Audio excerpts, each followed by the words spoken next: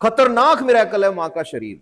वो एक पाइप है, उस पाइप में कौन सा फिल्टर है आज तक डॉक्टर्स को नहीं मिला यार। ठीक है, एंटीबॉडी को जाने देता है, कौन सी वाली को? आईजीजी को।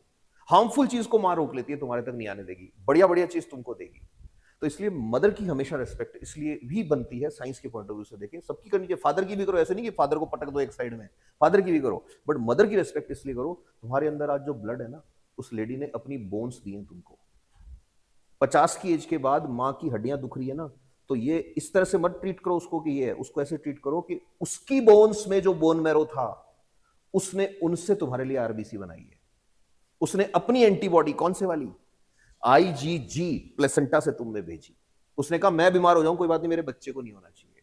उस लेडी ने जब उसकी बॉडी ने पहली बार मिल्क बनाया, उस मिल्क में कोलेस्ट्रम बनाया, कोलेस्ट्रम में भी क्या डाली?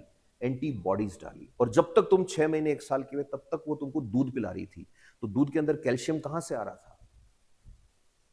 वो अपनी बोन्स का कैल्शियम तुम्हें दे रही थी। इसीलिए मेनोपॉज होने के बाद लेडी जो है उसकी बोन्स वीक होना शुरू हो जाती है। तो तुम देखना दादियां जो होती हैं वो एज के साथ हल्की हो जाती हैं, दादा लोग वैसे ही पड़े रहते हैं।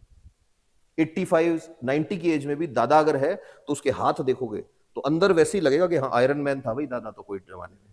और दादी को तो दादू सिकुड़ नहीं लग जाएगी ऐसे, दादी को तो मजाक में उठा लेते हैं बच्चे, क्यूट है दादी, ये है वो है। एक्चुअल में वो फीमेल जो है उसको न्यूट्रिशन ज्यादा मिलना चाहिए, बट हमारे यहाँ सोसाइटी ऐसी बन गई, फ्रूट्स भी घर में आते हैं तो सबसे पहले कोई सांड जैसा लड़का होता है, आधे तो वो खा जाता है, फिर बच्चों को मिल जाते हैं, मम्मी काम लगी होती है उसके लिए साइड में रख दो, और वो जब खाने बैठती है तो बच्चा ऐसे देख रहा है, वो उसमें से भी आधा दे देगी काट के, बिकॉज उसमें ऑक्सीटोसिन है। Oxytocin is what? सेक्रीफाइस, अपनापन, डिफेंस, ये मैकेनिज्म है।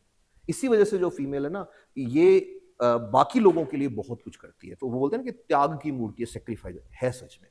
तो कभी भी ये डिबेट चलता है ना कि मम्मी पापा को ज्यादा प्यार करती है, पापा मम्मी को ज्यादा प्यार करते हैं, दिस इज यूजलेस, बिकॉज वो फीमेल जो है उसके लेवल का मेल के अंदर आ ही नहीं सकता सेक्रीफाइस, हार्मोनल सिस्टम ही अलग है।